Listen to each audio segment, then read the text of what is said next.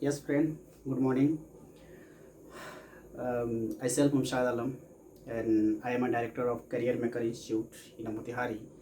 Today, I will take her class 10th mathematics based on NCERT, and my topic will be polynomial.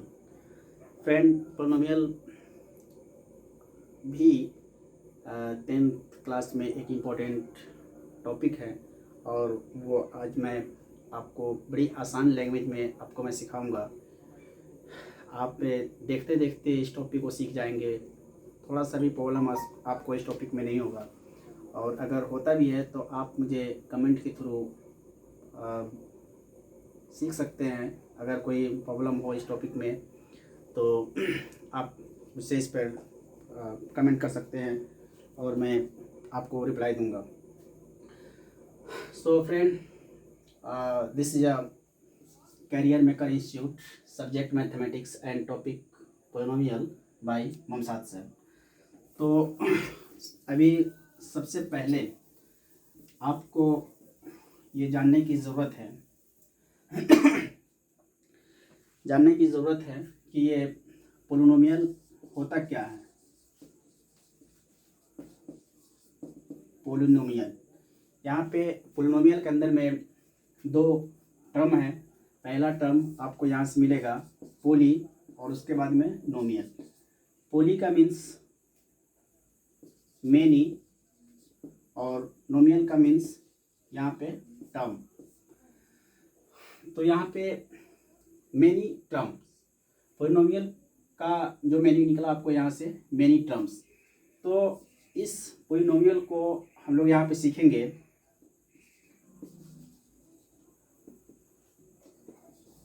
Polynomial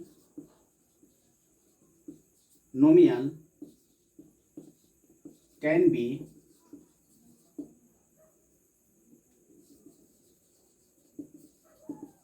classified based on term। यहाँ पे polynomial का जो हम लोग define करेंगे based on term.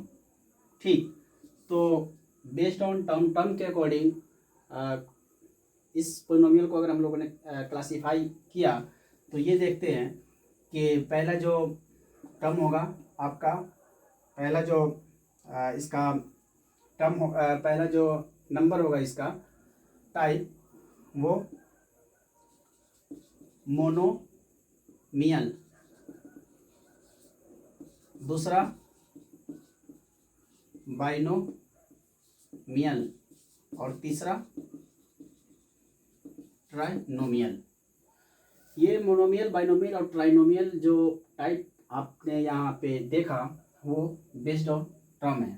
ठीक, monomial के अंदर में जिसके अंदर सिर्फ एक टर्म होगा, it has only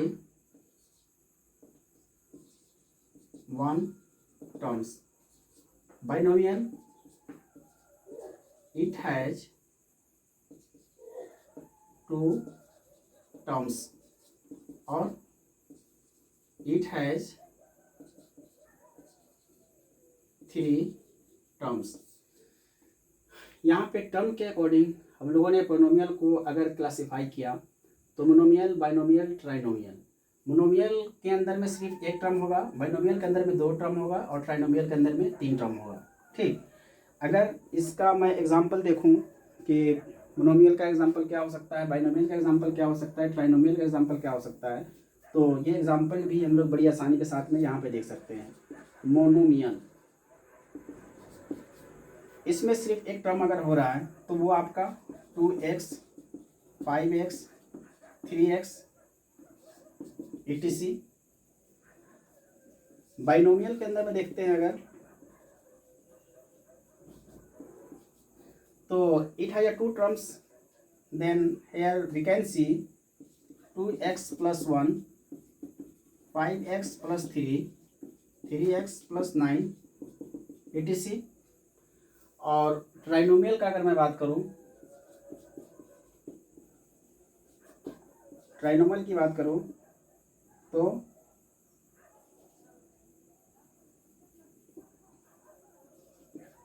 3x square 5x plus 9,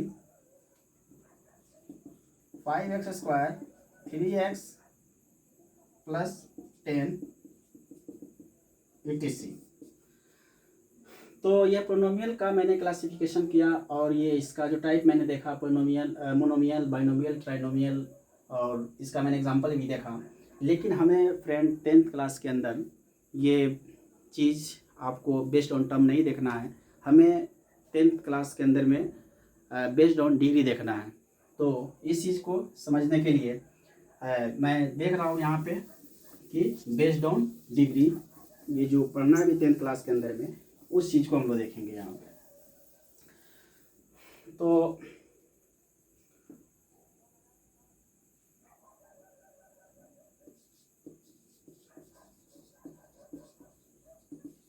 polynomial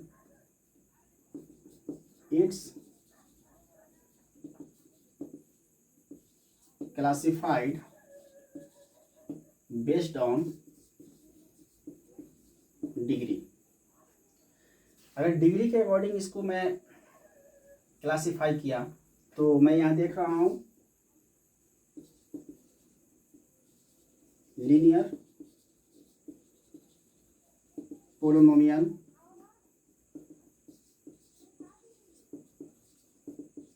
quadratic polynomial और क्यूबिक पोलिनोमियल।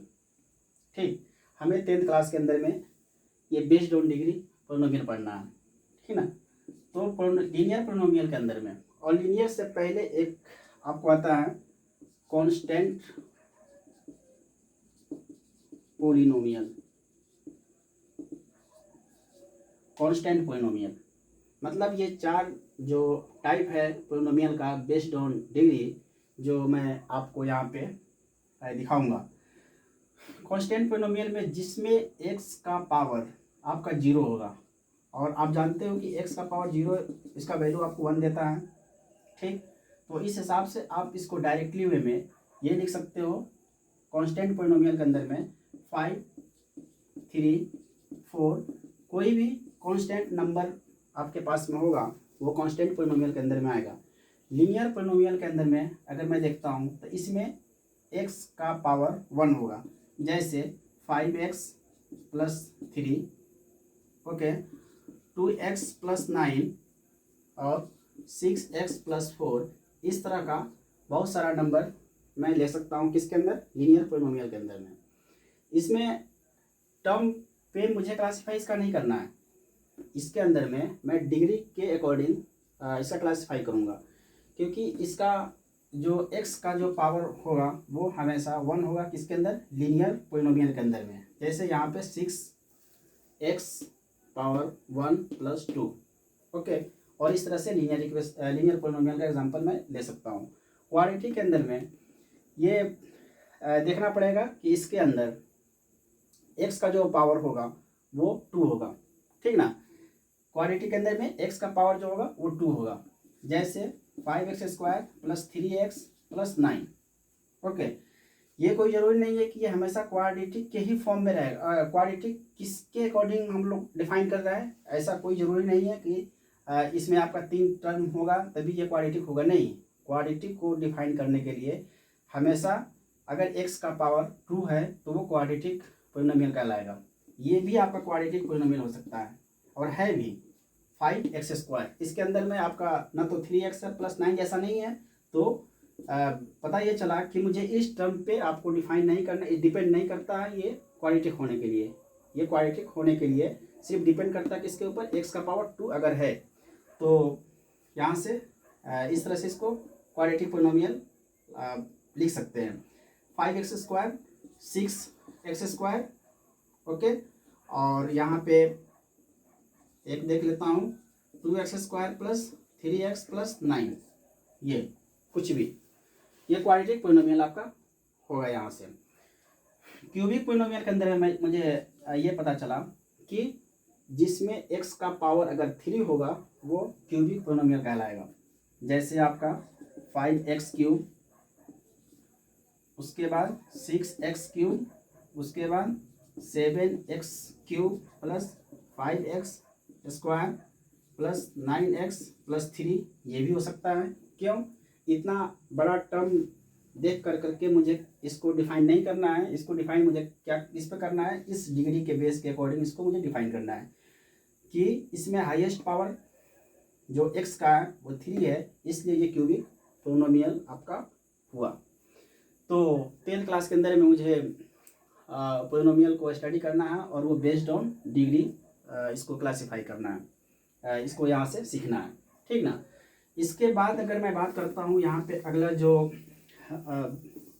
चीज़ देखना है कि नंबर ऑफ जीरो की बात करता है।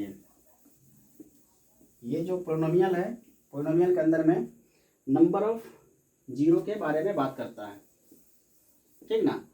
तो नंबर ऑफ जीरो कि इसमें नंबर ऑफ जीरो कितना होगा।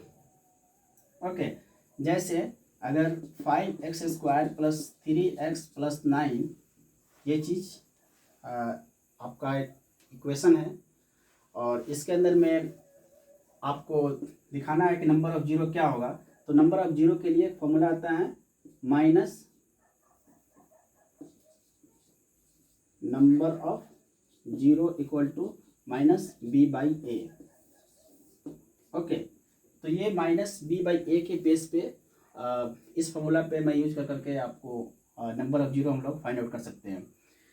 ये a और b क्या है, तो यहाँ से देखेंगे कि इसमें a equal to this, b equal to this और c equal to this. Okay, और यही से आप b का वैल्यू x का जो कोफिशिएंट है आपका b होगा और x² का जो कोफिशिएंट है वो आपका a होगा।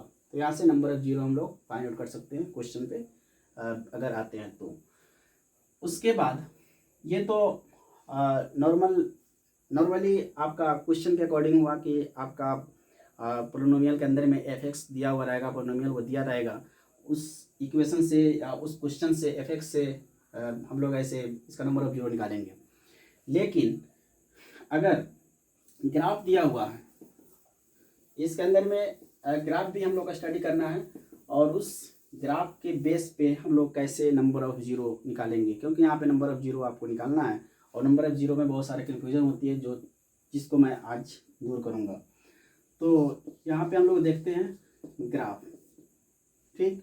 ग्राफ के अंदर में इक्वेशन सिर्फ देख कर करके हम लोग कैसे ये पता कर सकते हैं कि इसमें नंबर ऑफ जीरो कितना होगा, ठीक ना। ये सबसे बड़ा प्रॉब्लम है कि how we can find out from equation what will be number of zero, ठीक ना। तो इसका एग्जांपल मैं देखता हूँ कि 5x² प्लस 9x+3 अगर ये है आपका इक्वल टू जीरो यहाँ पे दिया हुआ है, तो यहाँ से देखिए यहाँ पे कितना है, x का पावर कितना है, ये 2 हुआ, ये क्वाड्रेटिक पोलिनोमियल हुआ। तो इसमें x का पावर अगर 2 है तो नंबर ऑफ जीरो 2 होगा। ओके, यहाँ पे अगर मैं देखूँ 5x³ plus 9x² plus 3x+9 equal to 0, अगर ये कुछ क्वेश्चन है तो यहाँ पे ये क्यूबिक का हुआ, तो क्यूबिक का अगर है तो यहाँ पे नंबर ऑफ जीरो कितना हो जाएगा, नंबर ऑफ जीरो यहाँ पे 3 होगा। पता ये चला कि सिर्फ इक्वेशन को दे करके, क्वेश्चन को दे करके मैं यहाँ पे नंबर ऑफ जीरो 2 और 3 निकाल सकता हूँ। ओके, कोई भी क्वेश्चन होगा आप इसको ट्राई करोगे, देखोगे कि नंबर ऑफ जीरो आपको सिर्फ 2 ही रहेगा और यहाँ पे नंबर ऑफ जीरो आपको 3 रहेगा। ओके, ये तो रहा है क्वेश्चन की बात। लेकिन अगर ग्राफ की मैं बात करूँ तो यहाँ पे ये देखा कि एक आपके पास ग्राफ है, ये इस तरह से आपका x और ये x डैश y डैश। तो ये ग्राफ x एक्सिस को थोड़ा ध्यान से देखेंगे आप लोग कि ये ग्राफ जो है x एक्सिस को जितने बार कट करेगा उतना नंबर ऑफ जीरो आपको होगा इस ग्राफ के थ्रू। तो आप ये देख लो 1 2 3 4 5 और 6। तो यहाँ पे नंबर ऑफ जीरो कितना हुआ 6। ओके, दूसरा अगर मैं इसकी बात करूँ यहाँ से ऐसे, अगर ये ग्राफ है आपका तो ये y डैश x और x डैश, यहाँ पे ये जो आपका पैराबोलिक शेप का जो ग्राफ बन रहा है ये x एक्सिस को टच नहीं कर रहा है। ओके, ये टच नहीं कर रहा, तो यहाँ पे नंबर ऑफ जीरो क्या हो जाएगा, नंबर ऑफ जीरो जीरो होगा। ओके, उसके बाद अगर मैं बात करता हूँ इसकी, ये चीज़ अगर इस तरह से ग्राफ रहेगा x डैश y और ये y डैश, अगर ये ग्राफ ऐसे है तो ये x एक्सिस को कितने बार कट किया, एक बार सिर्फ कट किया, तो यहाँ पे कितना हो जाएगा, number of zero equal to 1। Okay, यहाँ पे नंबर ऑफ जीरो 1 होगा। सिर्फ आप ग्राफ देख कर करके ये पता कर सकते हो कि इसमें नंबर ऑफ जीरो कितना होगा, ठीक ना।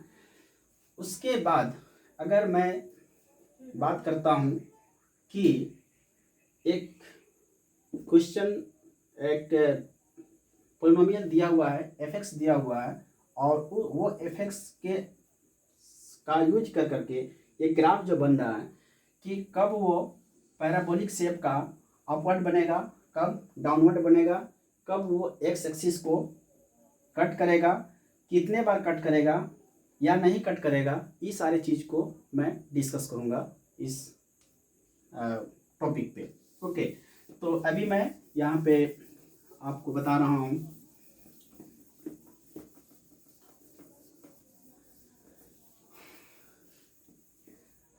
मैंने अभी आपको बताया कि एक इक्वेशन है, ठीक।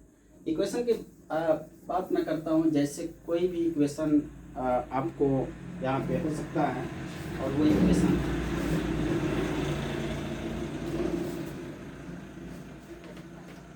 fx x² minus 2x minus 8,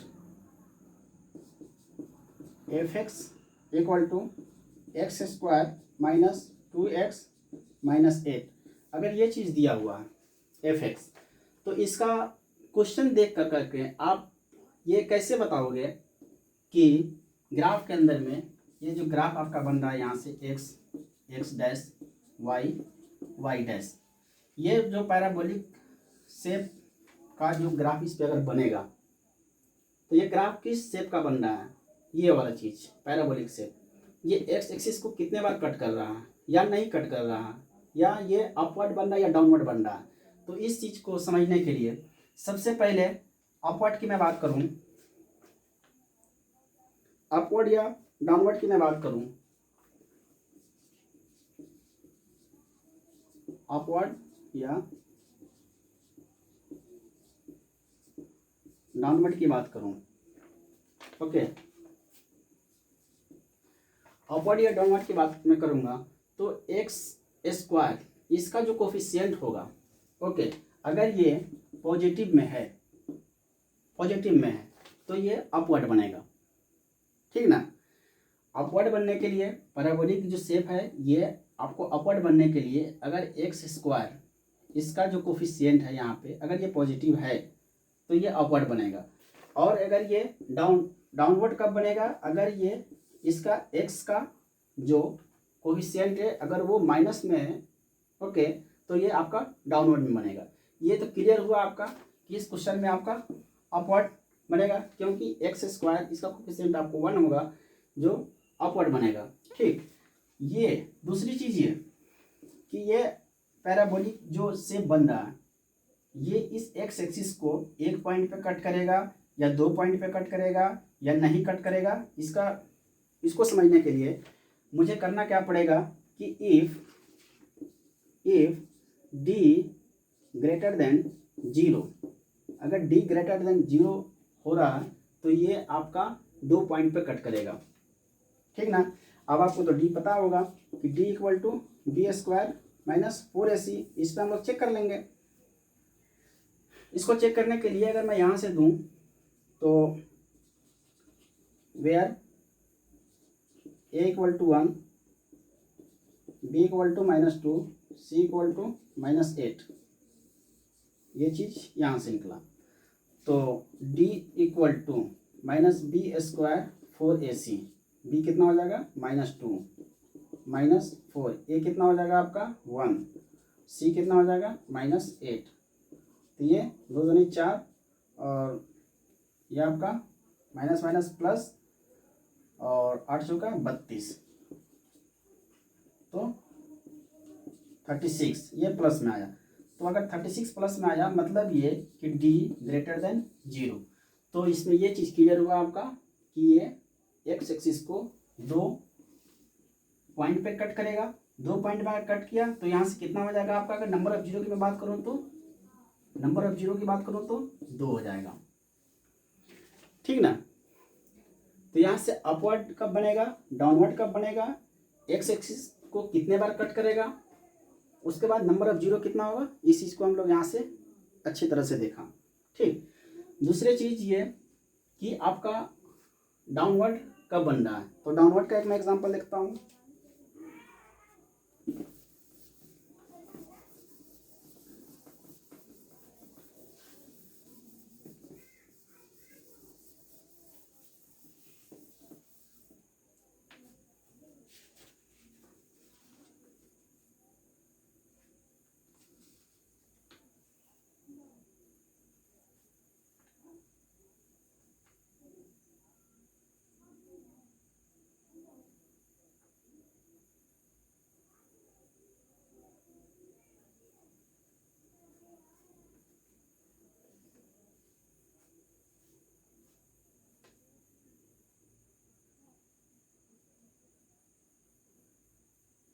okay,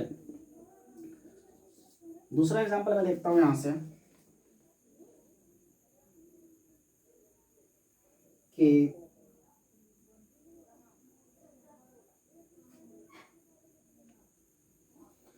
2x² okay -x² plus 3x plus 9 equal to, अगर ये fx आपका दिया हुआ है, ओके, fx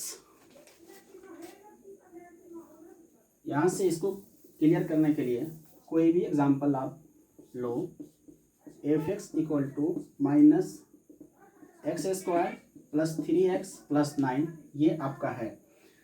तो पता ये चला कि x² इसका जो कोफिशिएंट आपको मिला वो -1, तो ये जो आपका बनेगा डाउनवर्ड में बनेगा, ये जो बना यहाँ से इस तरह से डाउनवर्ड में बनेगा। और ये कितने को कट करेगा, तो यहाँ से आप d निकालोगे, d greater than 0, d greater than 0, अगर ये हुआ तो ये 2 बार में कट करेगा। और इस तरह से आप इसको चेक कर सकते हो, ठीक ना। उसके बाद अगर मैं ये बात करता हूँ कि ये 2 पे कट किया, 2 पे ये कट किया, 2 पे कट करने के लिए d ग्रेटर देन 0 अगर होगा तो ये 2 पे कट किया। अगर और कभी ये भी आपका बनता है कि यहाँ से एक्स एक्सिस को एक पे कट करेगा, और या कभी ऐसा बनता है कि वो कट भी नहीं करेगा। तो अगर एक पे कट करता है तो उसके लिए मैं एक एग्जांपल लेता हूँ कि उसको कैसे हम लोग समझेंगे कि एक पे कैसे कट करेगा या आपको कट नहीं करेगा।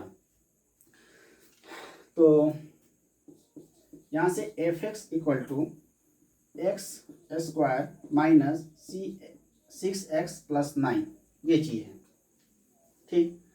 पहले चीज़ क्लियर तो ये हुआ कि इसमें जो ग्राफ आपका बना, ये जो ग्राफ बना आपका y डैश x और x डैश, ये चीज़ तो क्लियर रहा कि ये अपवर्ड बनेगा। अपवर्ड बना क्यों, क्योंकि x का जो पावर है वो पॉजिटिव, x² का जो कोफिशिएंट है वो पॉजिटिव में है, तो ये अपवर्ड बनेगा। लेकिन ये इस x एक्सिस को कितने बार कट करेगा, इसको चीज़ को समझने के लिए हम लोग d पहले चेक करते हैं, ठीक। और d इक्वल टू अगर 0 आया तो ये आपका 1 पे कट करेगा। वो चीज़ देखते हैं कैसे। D equal to B square minus 4ac। तो बी स्क्वायर यहाँ से माइनस 6 स्क्वायर माइनस 4, ए कितना 1, सी कितना 9, ठीक। 36 माइनस 36, ये 0, मतलब डी इक्वल टू 0 यहाँ से आया। डी अगर 0 आया तो जाहिर सी बात है कि ये अपवर्ड बनेगा और एक पे कट करते हुए निकलेगा। ये इस तरह से आपका ग्राफ शो करेगा। और दूसरा चीज़ ये कि अगर ये एक पे कट किया तो यहाँ से नंबर ऑफ जीरो अगर मुझे निकालना पड़ेगा, नंबर ऑफ जीरो निकालना पड़ेगा तो कितना होगा, एक बार कट किया तो नंबर ऑफ जीरो क्या हो जाएगा, 1 हो जाएगा बस। तो यहाँ से नंबर ऑफ जीरो आपका इस तरह से निकलेगा।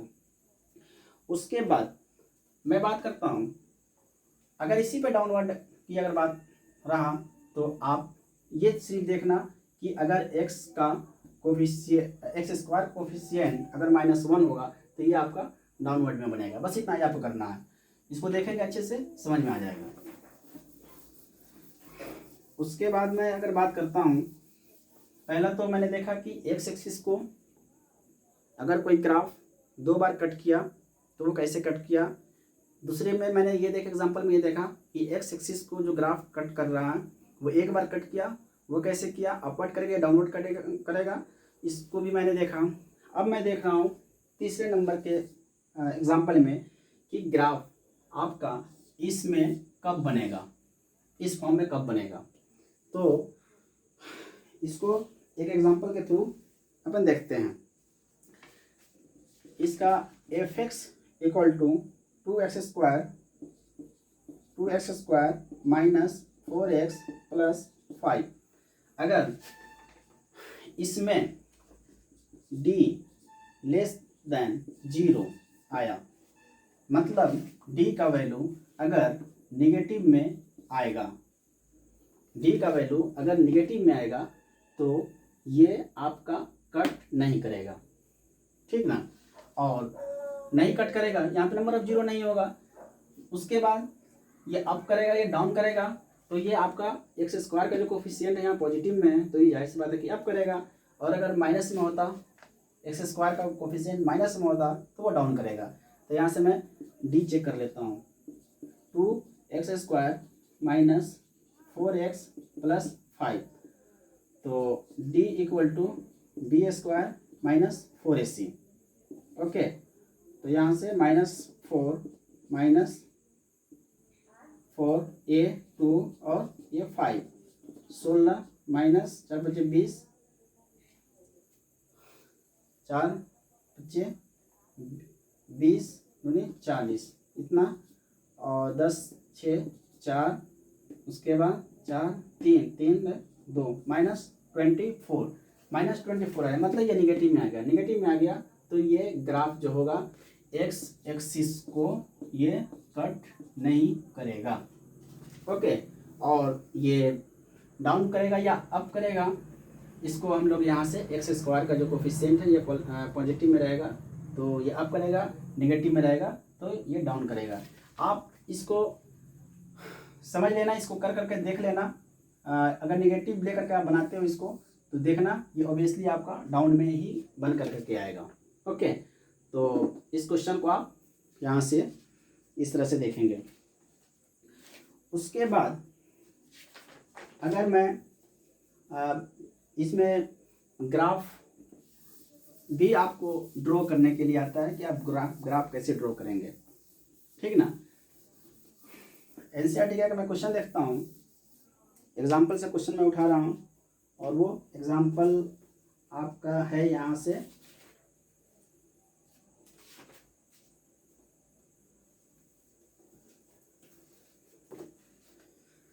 जैसे y equal to 2x plus 3 ये है, तो इसके बेस पे आपको एक ग्राफ ड्रॉ करने के लिए आता है।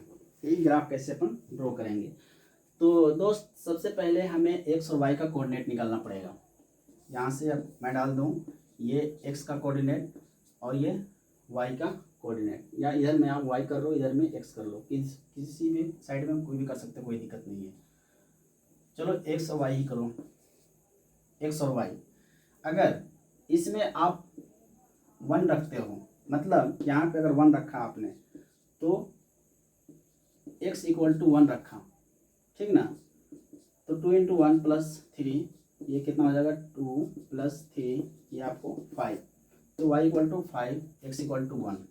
ओके, दूसरा चीज़, अगर x इक्वल टू -1 रखते हैं, ठीक, तो y इक्वल टू 2 -1 प्लस 3, ये -2 प्लस 3, ये आपका +1। यहाँ से x -1 रखें तो ये आपका +1 आया। उसके बाद अगर y equal to 2x plus 3, अगर हमने x इक्वल टू 2 रखा तो y equal to 2 into 2 plus 3, तो यहाँ से 4 प्लस 3 और ये आपका 7, तो y equal to 7, y equal to 7 और ये आपका 2।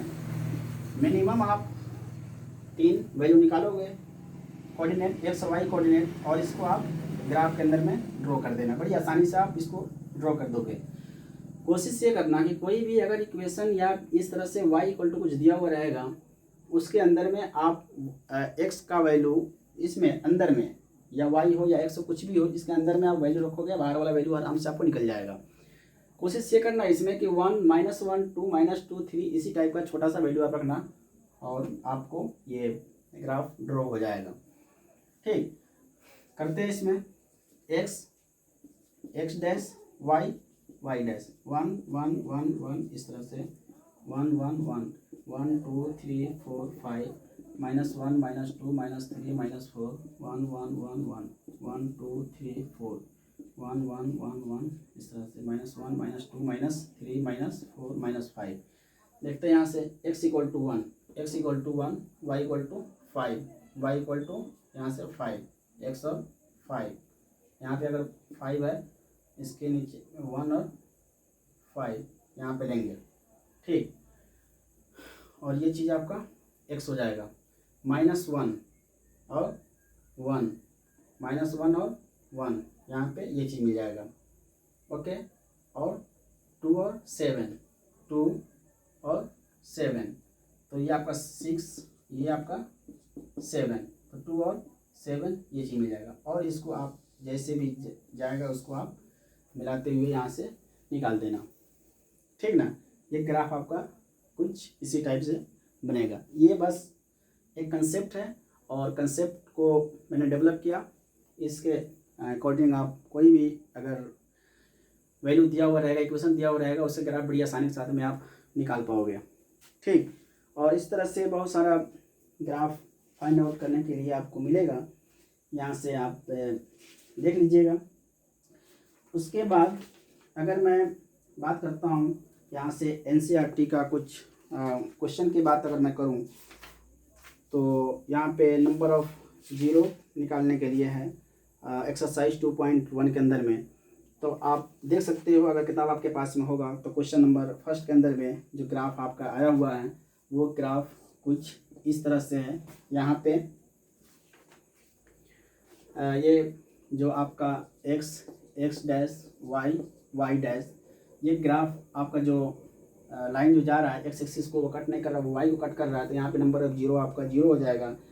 दूसरे के अंदर में आपका जो क्वेश्चन है वो इस तरह का है, और ये ऐसे आकर कर कैसे गया हुआ, यहाँ पे एक्स एक्सिस को एक बार कट कर रहा, तो यहाँ पे नंबर ऑफ 0 1 हो जाएगा। उसके बाद अगर मैं इसकी बात करता हूँ 3 नंबर क्वेश्चन का, तो ये क्वेश्चन आपका ऐसे आकर करके ऐसे गया हुआ इस तरह से, तो यहाँ पे एक बार यहाँ, एक बार यहाँ, एक बार यहाँ, 3 बार कट किया, तो यहाँ पे नंबर ऑफ 0 आपका 3 हो सकता है। उसके बाद अगला जो क्वेश्चन है वो आपका ऐसे है, और ये इस तरह से कट किया, तो यहाँ पे नंबर ऑफ 0 2 हो जाएगा। और नेक्स्ट जो आपका है वो इस तरह से है, तो 1 2 3 4, इसमें कुछ ज़्यादा आ गया तो आप इसको 4 बार में देख सकते हैं, 2 3 4, 1 2 3 4, वो इस तरह का कुछ क्वेश्चन बनेगा। यहाँ पे नंबर ऑफ 0 आपका 4 हो जाएगा। और नेक्स्ट भी आपका जो 4 नंबर का 5-6 नंबर का जो क्वेश्चन है 1 2 3 ये 1 2 3 ये 3 बार में कट किया तो इसको आप ऐसे ऐसे 1 2 3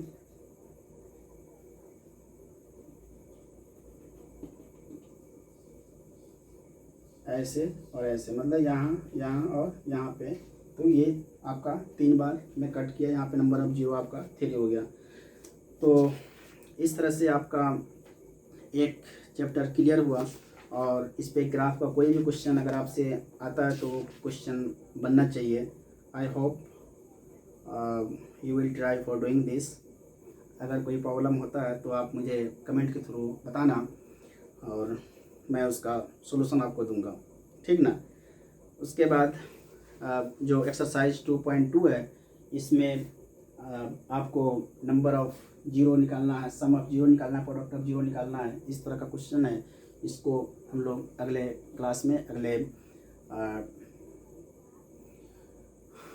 next time I will see this topic. Okay, thank you friend and I hope आपको अच्छा लगा होगा। अगर किसी भी तरह का कोई भी प्रॉब्लम हो इस वीडियो के अंदर में तो आप मुझे बता सकते हैं एंड मैं आपको इसका बेस्ट सॉल्यूशन देने की कोशिश करूँगा। Okay, so thank you for watching me and finally I will say you don't forget to subscribe my channel because if you will support me then I can give you my best. Thank you so much. Thank you.